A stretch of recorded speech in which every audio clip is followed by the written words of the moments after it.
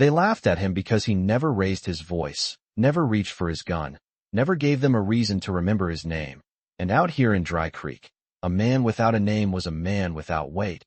So they called him Quiet Elias.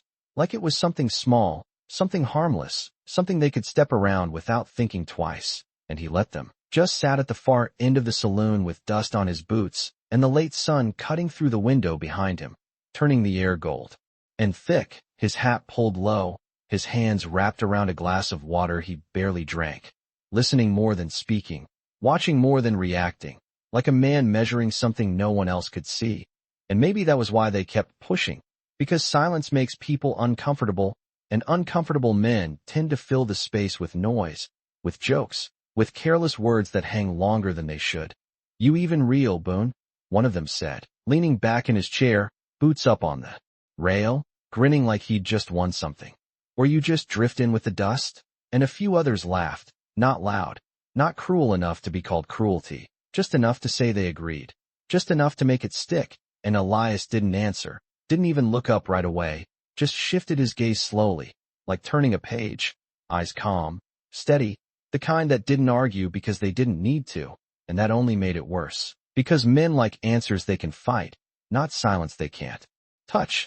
Outside, a wind moved through the street, lifting dry dirt in soft spirals, brushing against the hitching posts and the worn boards of the storefronts, carrying the faint smell of leather and sun-warmed wood.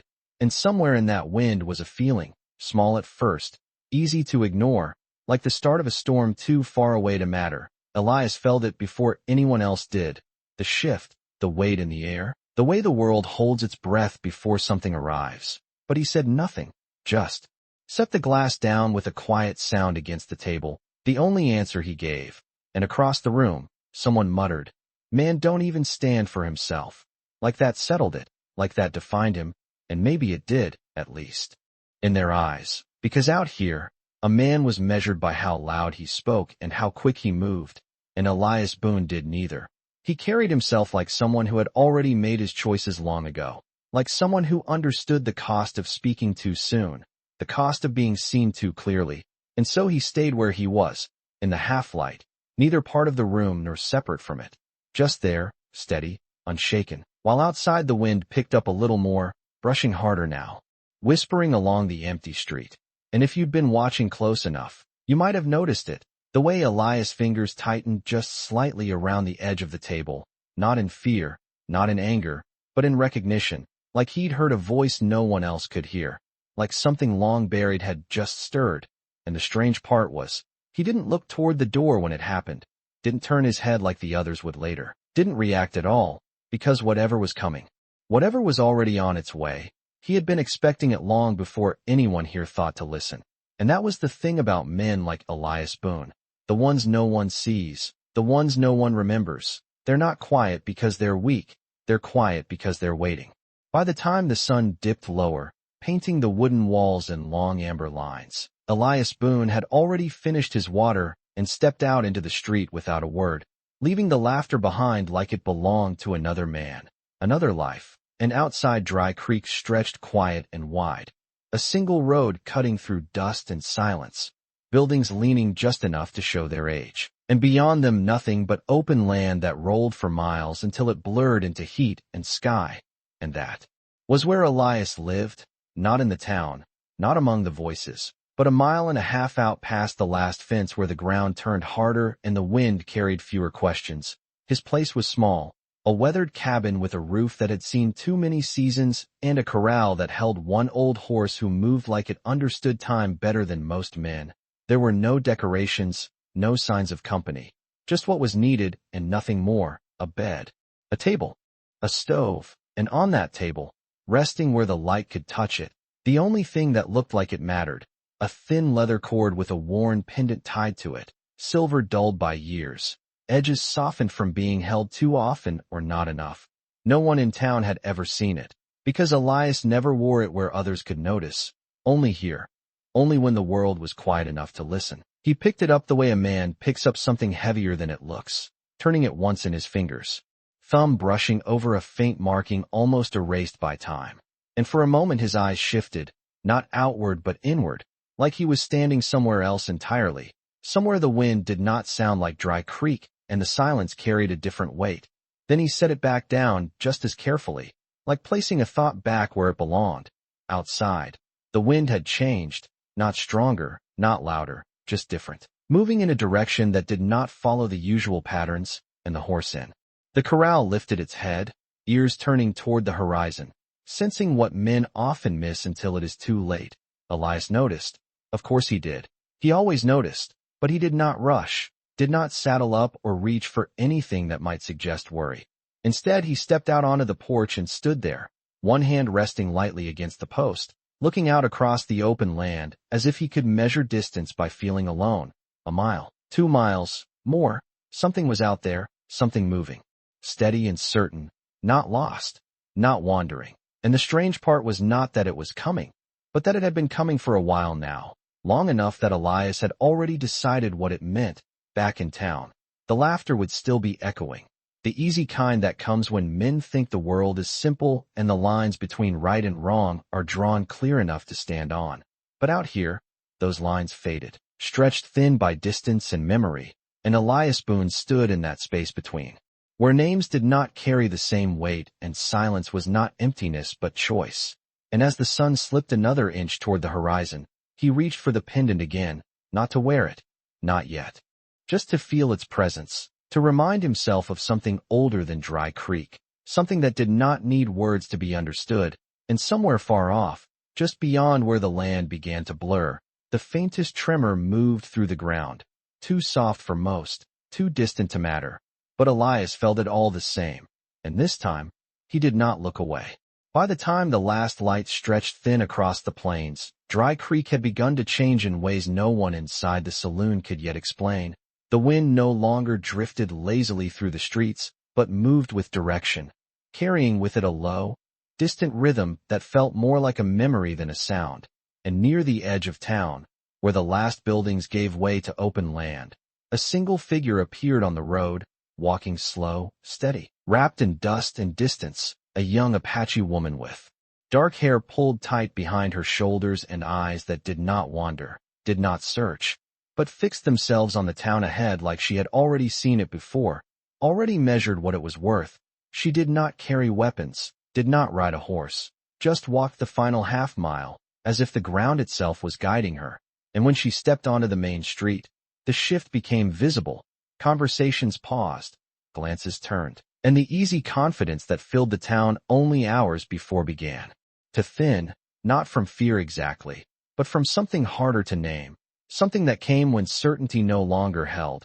She stopped in front of the saloon, the same place where laughter had filled the air not long ago, and for a moment she did nothing, just stood there in the fading light, her presence quiet but impossible to ignore, like a shadow that did not belong to the building behind her. Inside, chairs scraped against wood as men stood or leaned closer to the doorway. Curiosity first, then suspicion, because out here, a lone Apache walking into town alone did not fit the patterns they understood, did not match the stories they told themselves to keep things simple. Marshal Clyde Hargrove stepped forward from the far end of the street, his boots measured, his posture straight. A man who believed order came from control, and control came from being seen. His eyes narrowed slightly as he approached, not hostile, not welcoming, just calculating. The way a man looks at something he intends to define before it defines him. The woman did not step back, did not lower her gaze. She held her ground with the kind of stillness that felt older than the town itself. And when she finally spoke, her voice was calm, clear, carrying just enough to reach every ear without needing to rise. "I am looking for a man," she said, and the words settled into the space like a stone dropped into still water, sending quiet ripples through the crowd. Someone near the door let out a short breath, half a laugh, half disbelief. "You picked the wrong place," another voice added, trying to bring back the ease that had been there before, but it did not quite land, because something in her tone had already shifted the ground beneath them. The marshal stopped a few feet away, studying her carefully. "We do not get many visitors walking in alone," he said, his voice controlled, measured in the same way he walked. "What man are you looking for?" And for the first time, her eyes moved, not across the crowd, not toward the marshal, but past them, toward the open road beyond the town, as if the answer did not belong to anyone standing there, as if it was already waiting somewhere else.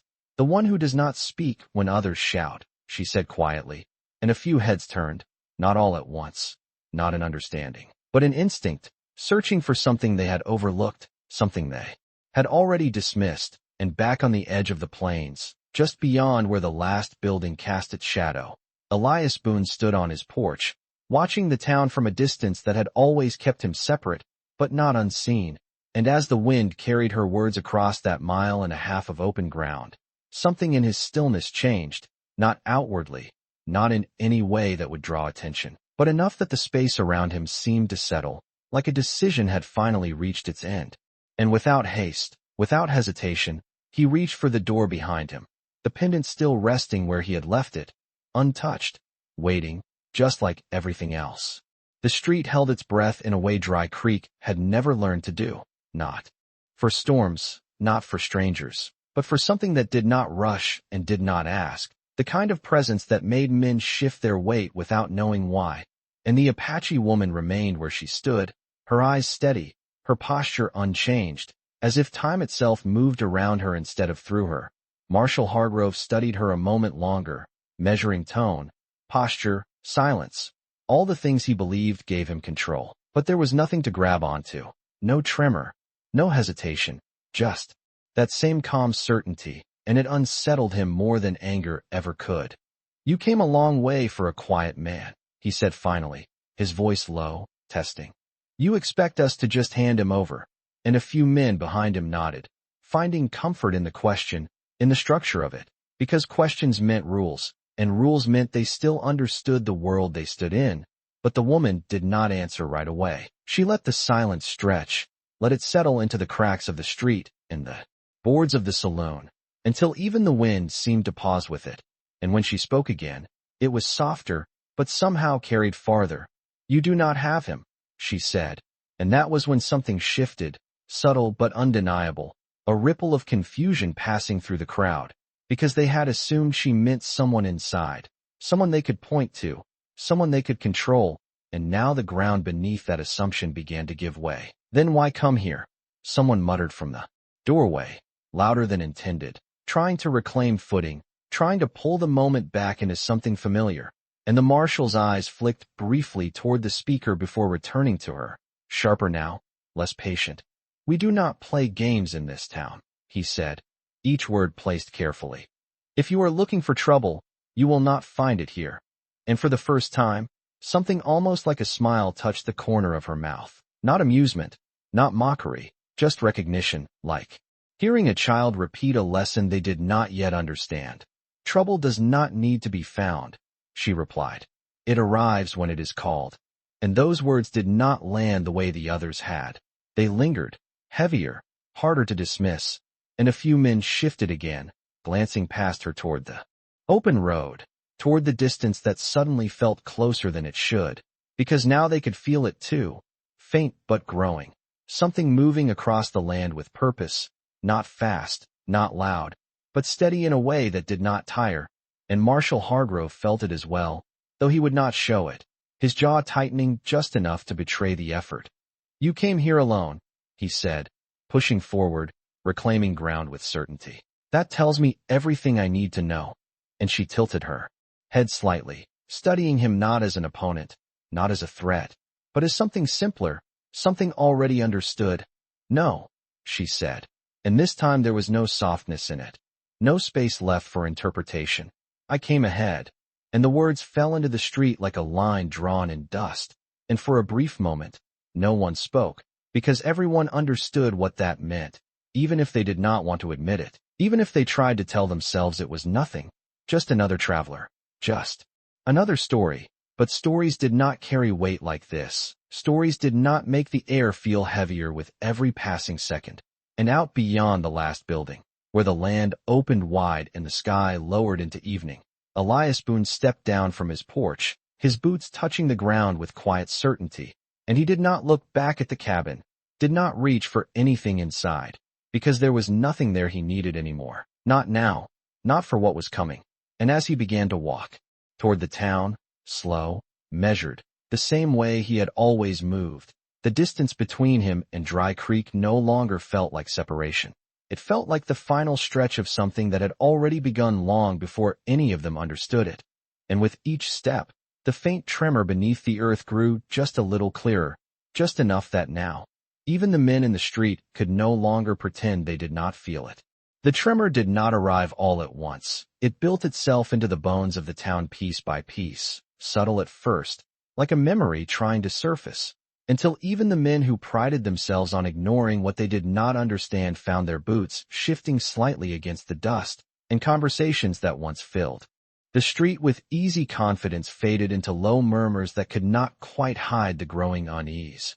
Marshal Hargrove stood his ground, but the stillness in his posture had changed, no longer the stillness of control, but the kind that comes when a man is holding himself steady against something he cannot yet see. And across from him, the Apache woman did not move at all, her eyes no longer on him, no longer on the town, but on the road behind them, as if everything that mattered was already there, already closer than it should be. One of the men near the saloon stepped forward, trying to reclaim the moment with a voice louder than necessary. "You hear that?" he said, though no one had asked. "Probably just cattle moving through the ridge." And a few nodded quickly, too quickly, clinging to the explanation because it fit inside the world they knew. But the sound beneath their feet did not feel like cattle. It did not break or scatter.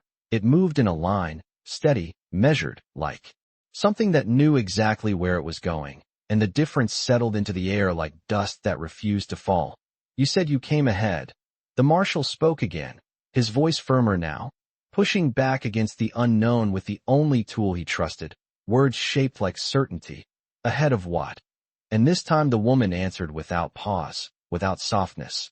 "Ahead of those who remember," she said. And there was something in that word that did not belong to the present, something older, something carried forward instead of left behind. And for a brief moment, no one spoke, because no one knew how to answer something that was not a threat and not a promise, just a truth waiting to be understood. And then, from the far end of the street, a figure appeared, not sudden, not dramatic, just there, walking into the space like he had always belonged to it.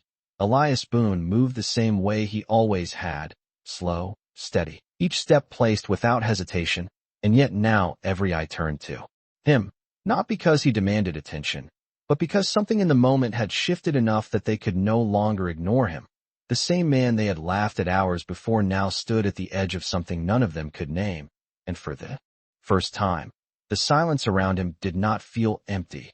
It felt full, like it was holding something back, waiting for the right moment to release it. He stopped a few feet behind the marshal, not close enough to challenge, not far enough to disappear, just present, exactly where he needed to be, and the Apache woman turned then, her gaze finding him with a precision that left no doubt, no question, and the faintest change crossed her expression, not relief, not surprise, but recognition, like a path finally reaching its end.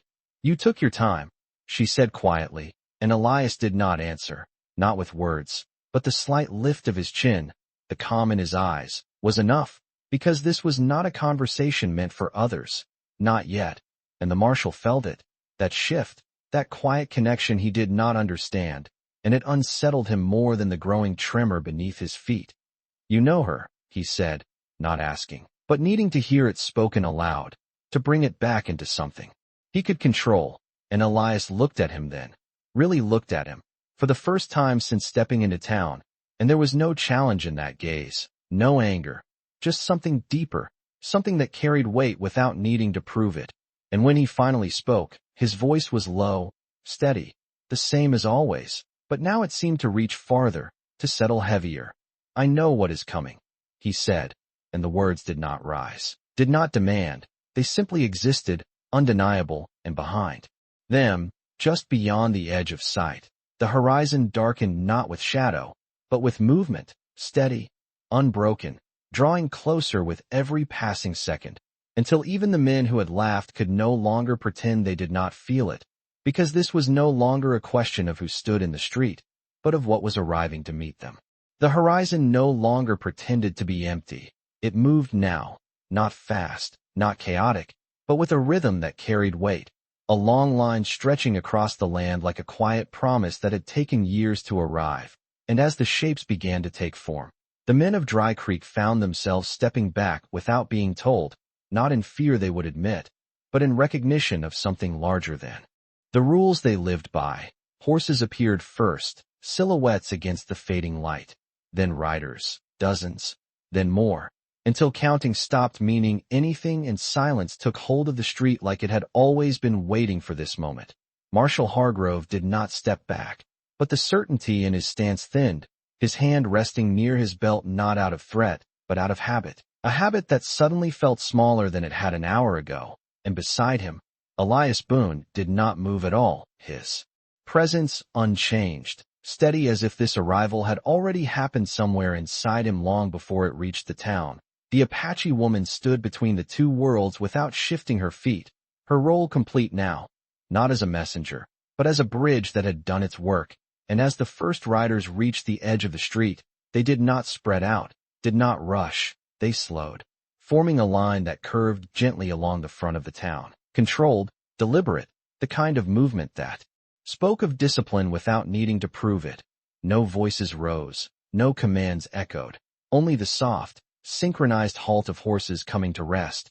And in that quiet, the weight of what was happening settled fully into the air, because this was not a raid, not a reaction.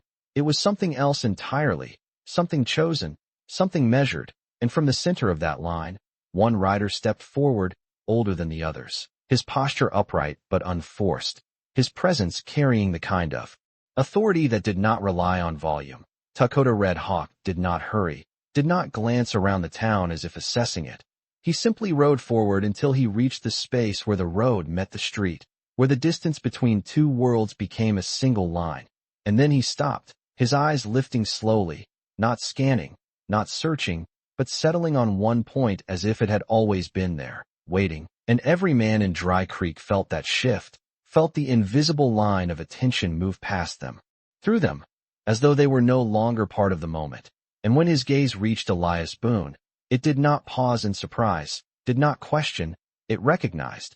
And that recognition carried more weight than any words spoken so far. The marshal noticed it too, the way the entire presence of the riders seemed to anchor itself around that single point. And for the first time, something close to uncertainty crossed his face. Not fear, not yet, but the beginning of it, the kind that grows when a man realizes the story he believed may not be the one unfolding before him. "You brought them here," he said, the words directed at Elias but shaped by the need to reclaim control, to place blame where he could understand it. But Elias did not answer, not with words, not with denial. He simply stood there, meeting the gaze of the man before him with the same quiet steadiness he had carried all day. And the space between them held something unseen but undeniable, something built long before Dry Creek had ever been named.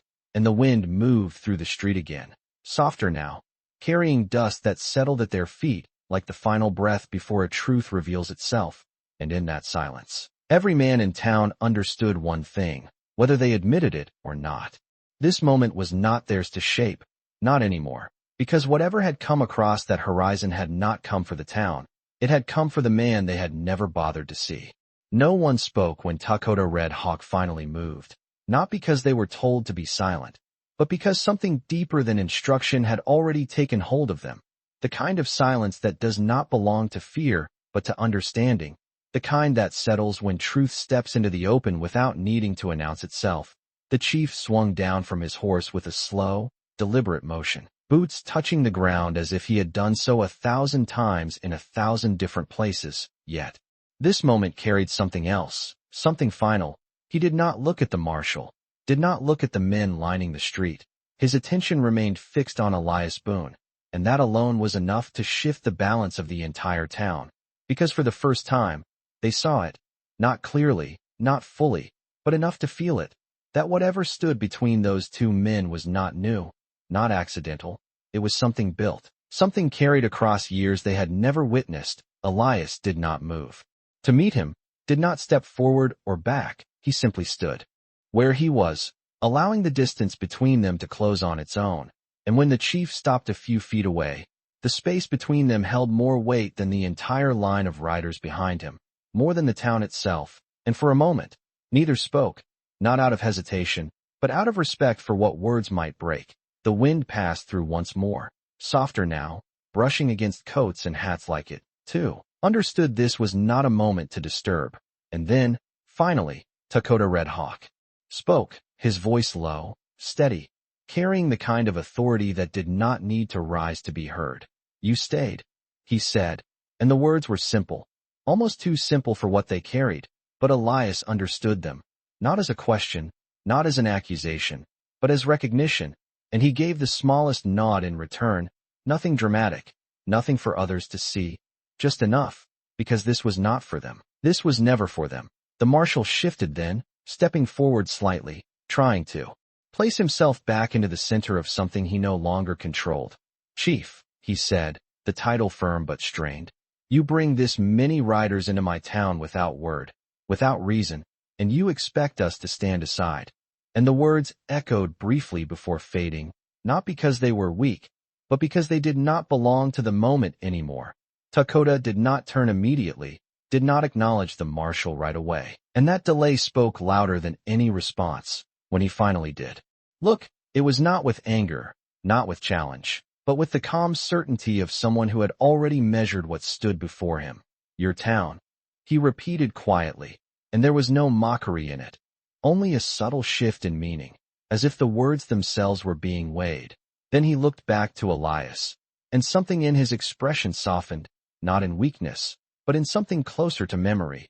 You kept your silence, he said again, this time with more weight, more depth, as if the phrase carried years inside it.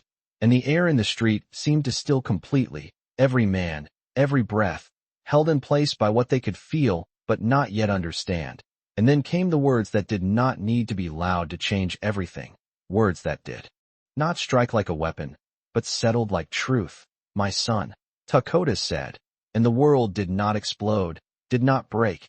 It simply shifted, quiet and absolute, like the ground adjusting beneath a foundation that had never been as steady as it seemed. And in that single moment, the laughter from hours before felt distant, small, like something that belonged to another place entirely, because now they saw it, or at least the beginning of it, that the man they had dismissed, the one they had never truly looked at, stood at the center of something far older than their town, far greater than their understanding. And Elias Boone did not smile, did not react in any way that would satisfy the curiosity rising around him. He simply met the chief's gaze, steady, grounded, as if those words had never been lost, only waiting to be spoken again, and for the first time. The silence around him was no longer mistaken for emptiness. It was recognized for what it had always been, something chosen, something earned, something that could not be taken away by the noise of lesser men. The words did not echo, they did not need to. They settled into the bones of every man standing in that street, quiet and absolute. And for a long moment no one moved because no one knew how to move inside a truth that had just reshaped everything they thought they understood. Marshal Hargrove was the first to shift, not forward, not back, just enough to show the strain beneath his control, his eyes moving from the chief to Elias and back again, searching for something to deny, something to hold on to. That does not change what he is here, he said. But the words came slower now, heavier, like they no longer belonged fully to him, and Elias turned slightly, just enough to face him, not with challenge, not with defiance, but with a calm that made the marshal's certainty feel smaller. It does not change anything, Elias replied, his voice low, steady, the same as it had always been, but now every word carried further, because now they were listening, really listening. Takakota Red Hawk watched the exchange without interruption, his presence steady, grounded, as if he had already seen this moment unfold long before it reached this street. And when he spoke again, it was not to the marshal, not to the town, but to the space between them all. He chose to stand here, he said, and the simplicity of it cut deeper than any accusation, because it left no room for misunderstanding, no space for excuses. It was not about blood, not about ownership, it was about choice, and that was something none of them could easily dismiss. The Apache riders behind him remained still, not shifting, not reacting. their silence mirroring his, reinforcing the weight of what was being said. Without adding a single word, and the town felt smaller now, not in size, but in certainty, like the ground they stood on had quietly shifted beneath them without warning. The woman who had come ahead stepped slightly to the side, no longer the center, no longer the bridge, her part complete, her eyes resting briefly on Elias before lowering, not in submission, but in acknowledgment, as if the path had reached its end, and what came next no longer required her voice. The marshal drew a breath. Deeper this time, steadier, gathering what remained of his authority. "If he stands with you," he said, the words shaped carefully, "then he does not stand with us." And it was the kind of statement that once would have settled things, drawn lines, made the world simple again. But now it hung there without resolution, because the moment had already moved beyond simple lines. Elias did not answer right away. He let the silence hold, let it stretch just enough to make the weight of the question settle fully. And then he spoke, not louder, not sharper, just clear. "I stood where I was needed," he said, and the truth of it did not demand agreement. It simply existed, undeniable in its calm. Takota's gaze remained on him, and for the first time there was something deeper there, not just recognition, but pride, quiet and unspoken, the kind that does not need to be declared to be understood. And the wind moved again, softer now, carrying the dust in gentle arcs that seemed to settle the tension rather than stir it. And one by one, the men of Dry Creek began to lower their eyes, not in defeat, not in surrender, but in something closer to realization, because they could see it now. The man they had dismissed had not changed. He had not become something else. They had simply failed to see what had always been there. And that was a weight harder to carry than any threat. Elias reached slowly toward his coat, not for a weapon, not for anything that would raise alarm, but for something smaller, something that had remained hidden until now, the thin leather cord, the worn silver pendant, and as he held it up, letting the fading light catch its surface, a faint marking became visible, not clear, not sharp, but enough for those who knew to understand. Takakota inclined his head slightly, the smallest acknowledgment, and in that gesture was everything the town needed to see, not a declaration, not a claim, just a quiet confirmation that the truth had always been there, waiting for the moment when silence would finally be heard. No one gave an order, and yet the tension began to loosen, not all at once, but like a rope slowly uncoiling after being pulled too tight. The Apache riders did not advance, did not retreat. They simply remained, steady as the land beneath them, and that steadiness spoke louder than anything that could have been shouted across the street. Marshal Hargrove lowered his hand from where it had rested out of habit, the gesture small but final, as if even he understood that whatever authority he carried did not reach into this moment. Not anymore. Elias Boone stood where he had always stood, neither claiming the space nor yielding it, just present, just enough, and for a brief second, the entire town seemed to look at him the same way, not as a stranger, not as something to be measured or judged, but as something they had missed, something that had been there all along, waiting without asking to be seen. Takakota Red Hawk stepped forward one last time, not closing the distance, but honoring it, his gaze steady, calm, carrying that same quiet weight that had settled over everything. "You have done what was needed," he said, and the words were not praise, not reward.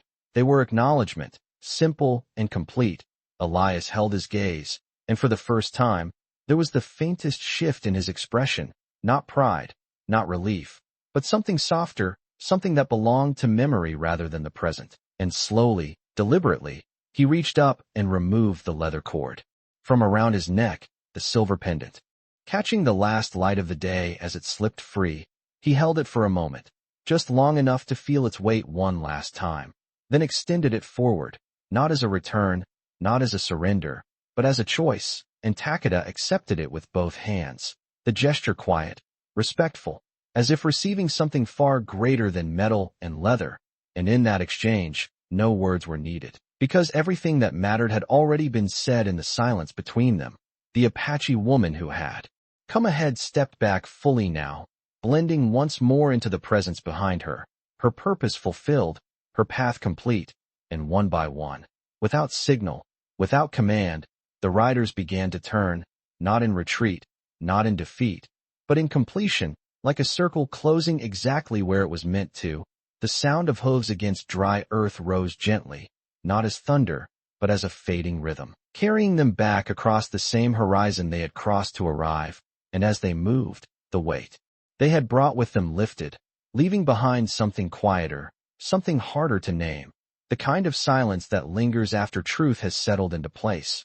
Marshal Hargrove remained where he stood, watching, not with anger, not even with confusion anymore, but with the slow realization of a man who understands that some moments cannot be undone, that some judgments cannot be taken back once they have been made. And he did not speak, because there was nothing left to say that would not fall short of what had already happened. Elias turned then, not toward the chief, not toward the town, but toward the open land beyond it, the same direction he had come from, the same direction that had always called him without needing to be heard. And he began to walk, not hurried, not hesitant, just steady, the same as before, but now every step carried a different kind of weight, not the burden of being unseen, but the quiet freedom of no longer needing to be, and behind him, no one laughed, no one called out, no one tried to stop him, because they understood, finally, that some men do not belong to the places they stand in, they belong to the choices they make. And as Elias Boone disappeared into the fading light, the town of Dry Creek remained exactly where it was, unchanged in form, but altered in something deeper, something that would not fade with the dust or the passing of days, because out here, justice did not arrive with noise or force, it arrived in silence, carried by a man who never needed to speak to be heard.